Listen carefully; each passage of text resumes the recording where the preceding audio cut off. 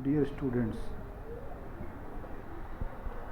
पिछली क्लास में हमने अध्ययन किया ब्रिटेन के संविधान की विशेषताओं को, जिनमें मुख्य थी पैतृक व सीमित राजतंत्र, धर्मनिरपेक्ष संविधान नहीं है, संसदीय शासन प्रणाली और संसद की सर्वोच्चता। और आज हम उससे आगे मिश्रित संविधान, विधि का शासन व सिद्धांत और व्यवहार में अंतर, इन तीन विशेषताओं को डिस्कस करेंगे और इससे हमारा ये टॉपिक कंप्लीट हो जाएगा। तो आज हम मिश्रित संविधान, मिक्स्ड कॉन्स्टिट्यूशन। ब्रिटिश संविधान वस्तुतः एक मिश्रित संविधान है जिसमें कुलीन तंत्र, राजतंत्र, प्रजातंत्र के तत्व पाए जाते हैं। मिश्रित का तात्पर्य कि शासन के जो विविध स्वरूप होते हैं वो विविध स्वरूप ब्रिटेन में मौजूद हैं, और इसलिए ब्रिटेन के संविधान को मिश्रित संविधान कहा जाता है कि वहाँ पर राजतंत्र, कुलीन तंत्र और लोकतंत्र तीनों ही स्वरूप मौजूद हैं। राजा राजतंत्र का प्रतीक, उच्च सदन कुलीन तंत्र का प्रतीक जिसको हम हाउस ऑफ लॉर्ड्स कहते हैं, और हाउस ऑफ कॉमन्स, कॉमन सभा, लोकतंत्र का प्रतीक है। ब्रिटेन का शासनाध्यक्ष आज भी राजा है अथवा रानी है, और वह राजतंत्र वंशानुगत है। सिद्धांत शासन की समस्त शक्तियाँ आज भी सम्राट के हाथों में हैं। उसी के नाम से शासन का संचालन किया जाता है। यदि राजा राजतंत्र का प्रतीक है तो उसी प्रकार लॉर्ड सभा कुलीन तंत्र का प्रतीक है।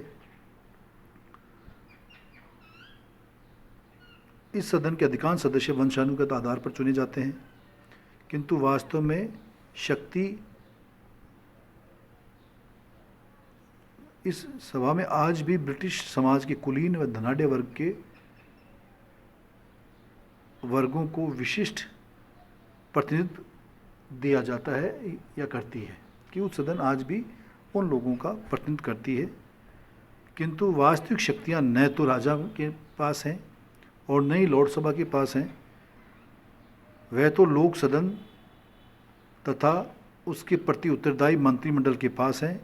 इस दृष्टि से ब्रिटिश संविधान एक श्रेष्ठ लोकतंत्र की व्यवस्था करता है, और इसके बारे में आग ने सत्य कहा है कि ब्रिटेन में राज्य व्यवस्था शुद्ध सैद्धांतिक रूप में निरंकुश राजतंत्र है और बाह्य रूप में सीमाबद्ध वैधानिक राजतंत्र है और वास्तविक रूप में प्रजातांत्रिक गणराज्य है।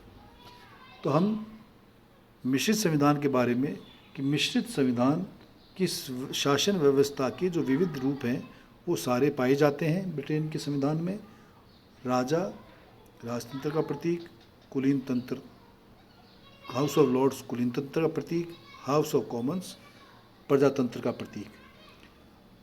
सिद्धांत है, हम देखते हैं कि सभी शक्तियाँ राजा में निहित होती हैं, और व्यवहार में हम देखते हैं कि राजा उन शक्तियों का प्रयोग करता नहीं है, या वो प्रधानमंत्री मंत्रिमंडल की सलाह से उनका प्रयोग करता है।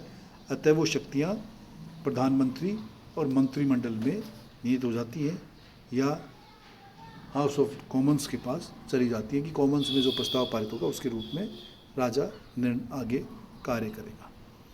कुलीन तंत्र, तो कुलीन तंत्र हाउस ऑफ लॉर्ड्स को में है, वो स्थान है उनका, और हाउस ऑफ लॉर्ड्स है जो ब्रिटेन की व्यवस्थापिका का उच्च सदन है, पर उसके अधिकांश सदस्य वंशानुगत आधार पर मनोनीत होते हैं। उसमें कुछ कैटेगरियां हैं। पहली राजकुमार राजकुमारियां जो उत्तराधिकार के रूप में प्राप्त करते हैं अपनी सदस्यता। दूसरी है वंशानुगत आधार वाले जो कुलीन तंत्र के लोग हैं वो उसकी सदस्यता प्राप्त करते हैं। और तीसरा है आध्यात्मिक लॉर्ड्स, धार्मिक धर्मगुरु, जो चर्चों को जो सदस्यता प्राप्त है उनके जो मुख्य पादरी हैं वो उसकी सदस्यता प्राप्त करते हैं। न्यायिक लॉर्ड्स, कानूनी लॉर्ड्स जो प्रधानमंत्री की सलाह पर राजा के द्वारा मनोनीत होते हैं। तो ये इस प्रकार की कैटेगरियों में बटा हुआ है लॉर्ड सभा। और लॉर्ड सभा की शक्तियाँ 1910 तक दोनों सदनों की शक्तियाँ समान थी, और 1911 और 1949 के संशोधन अधिनियम के बाद उसकी शक्तियाँ सीमित कर दी गई हैं, नाम मात्र की शक्तियाँ रह गई हैं, और वास्तविक शक्तियों का प्रयोग हाउस ऑफ कॉमन्स करता है। दूसरी विशेषता, आज की दूसरी विशेषता है विधि का शासन, कानून का शासन। विधि अथवा कानून के शासन से साधारणतः ये समझा जाता है कि अमुक देश में शासन वहाँ के कानून के अनुसार चलता है, किसी व्यक्ति विशेष की इच्छा के अनुसार नहीं। पर कानून के शासन का अंग्रेजी संविधान में विशिष्ट अर्थ है। डायसी ने कानून के शासन के विषय में 3 मुख्य बातों पर प्रकाश डाला है। प्रथम, व्यक्ति को कानून के उल्लंघन के लिए दंड दिया जा सकता है और किसी बात के लिए नहीं। दूसरी, कानूनी समानता अथवा सभी वर्गों के लोगों को साधारण न्यायालय द्वारा प्रयुक्त देश के साधारण कानून के अधीन होना है, केवल राजा को छोड़कर, क्योंकि वह पदेन कोई अपराध नहीं कर सकता। और तीसरा है, लोगों के अधिकार व उनकी स्वतंत्रता के रूप में निरूपण स्वयं उन न्यायिक निर्णयों के द्वारा होता है जो कानून के शासन व संविधान का अभिन्न अंग बन जाते हैं।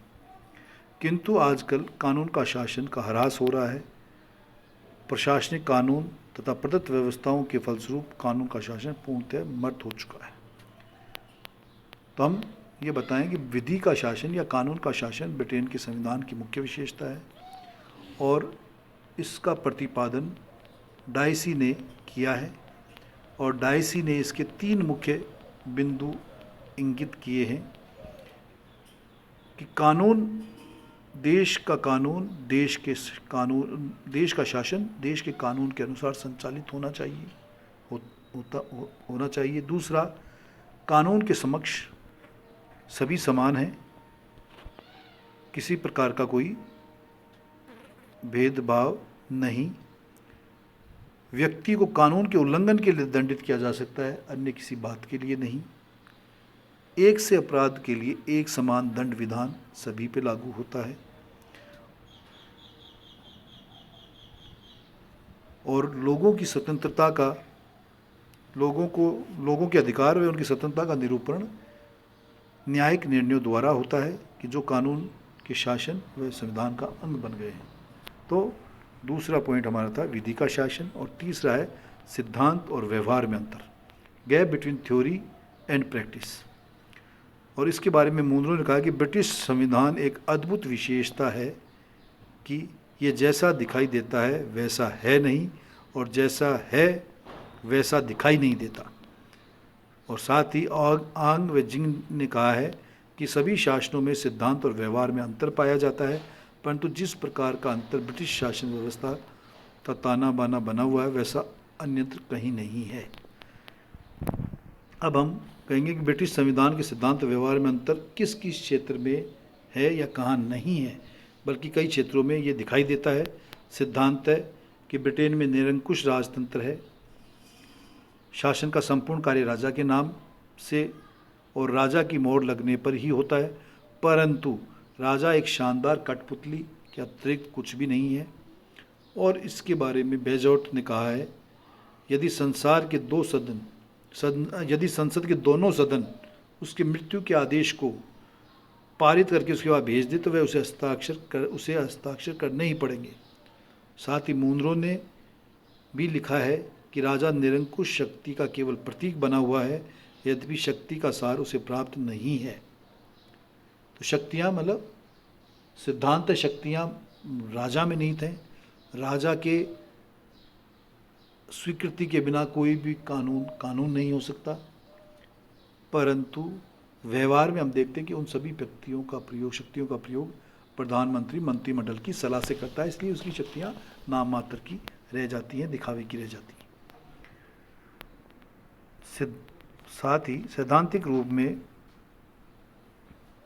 सिद्धांत व्यवहार दूसरा महत्वपूर्ण अंतर है, संसद और मंत्रिमंडल के परस्पर संबंध दृष्टिगोचर होते हैं, दिखाई देते हैं। सिद्धांत ब्रिटिश संसद सर्वोच्च है, और इसके बारे में डी लोम ने कहा है कि ब्रिटिश संसद पुरुष को स्त्री और स्त्री को पुरुष बनाने के अतिरिक्त कुछ भी कर सकती है। मतलब संसद की शक्तियों के बारे में कहा गया कि उसकी शक्तियां असीमित हैं, अथाह हैं, कि सिर्फ स्त्री को पुरुष और पुरुष को स्त्री बनाने के अलावा ऐसा कोई मनुष्यकृत कानून नहीं है जो वो काम नहीं कर सकती ब्रिटिश संसद। परंतु व्यवहार में कॉमन सभा तो केवल आलोचना का मंच है, क्योंकि मंत्रिमंडल संसद का उत्पादन है, लेकिन उसकी इतनी शक्ति प्राप्त है कि वह उत्पादनकर्ता को ही समाप्त कर सकता है।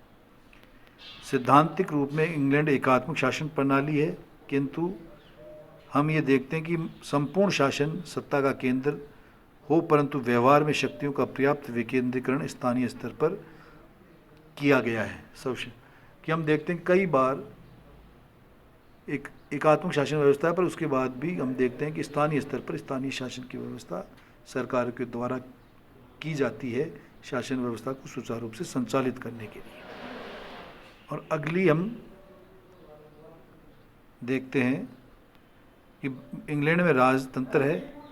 ये बात अंग्रेज संविधान की अवास्तविकता है, क्योंकि वहाँ वास्तव में लोकतंत्र है, अवास्तविक रूप में राजा का प्रभुत्व है, जबकि वास्तव में वहाँ जनता का संप्रभु है।